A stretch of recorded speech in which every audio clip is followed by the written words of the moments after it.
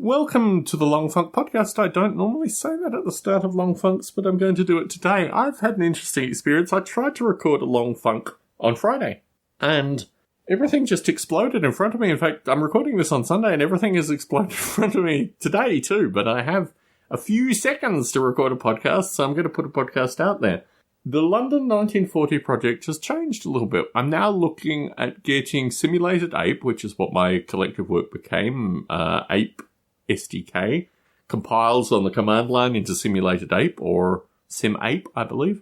And I've been using that to try to get to 8.5 million simulated apes, which is probably impossible. Certainly pointing out to be very difficult. I got to 32,000, I found ways to make it to 64,000, and I'm working on from there. So really it's a return to looking at old code, looking at old strategies, the old command line, just basically reminiscing about this thing that I put so much of my life into, not large maps of London currently, which is very curious because large maps of London's what it's been up until this point. It has changed diametrically, and also through this in parallel to this, I've had to think about the text that I wrote as well, because I've got to change all that up now. And the whole thing has changed. So Bob Mottram asked me to write down a roadmap. I wrote down two. I wrote one for London 1940, which is the urban simulation, fundamentally. And I wrote one down for the Ape SDK. And actually this 88.5 million thing goes through both of them. It's really part of the Ape SDK. It's been fun to get back to Simulated Ape. It's been fun to look at the code and get a sense of it again, get a sense of things like unique genetics are going to be an important factor.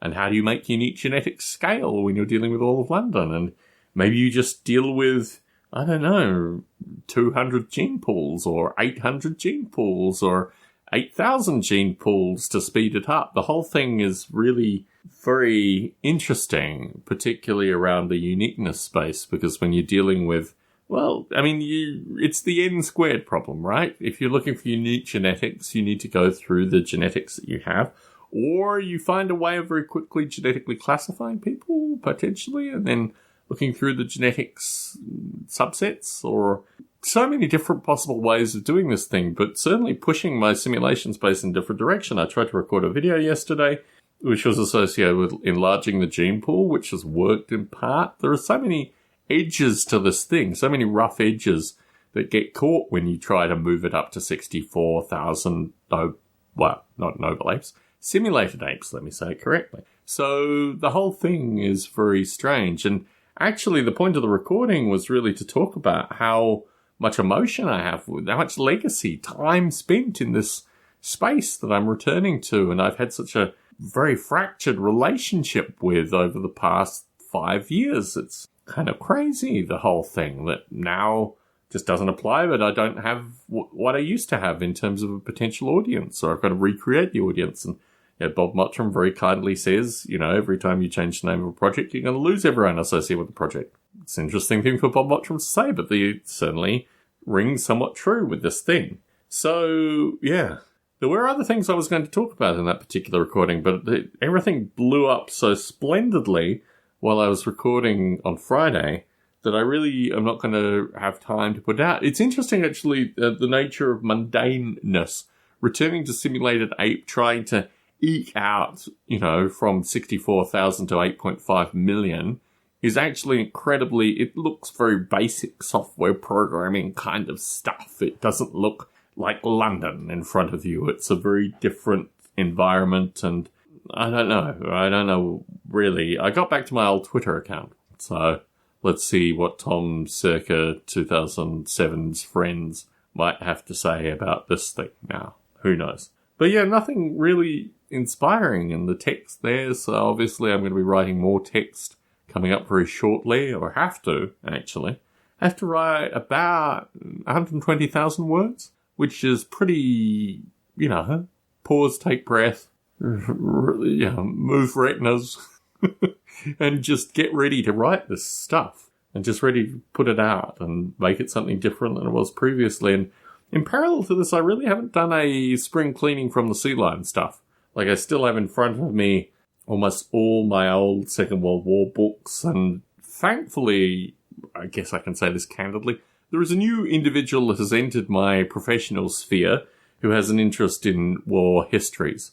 So maybe he will be the beneficiary of a good number of these books. But yeah, it's an interesting time because it's like, here you were running along with this thing, and now the bottom drops out, and then you're back with the old stuff, and then you're getting back into the new stuff. And what are you really doing with your time, Tom? What's really going on with this thing? And I like to give these Long Funk updates periodically to try and indicate that there's actual progress being made. And I guess there's progress being made because I'm going back to the old stuff and dusting it off and making it work again.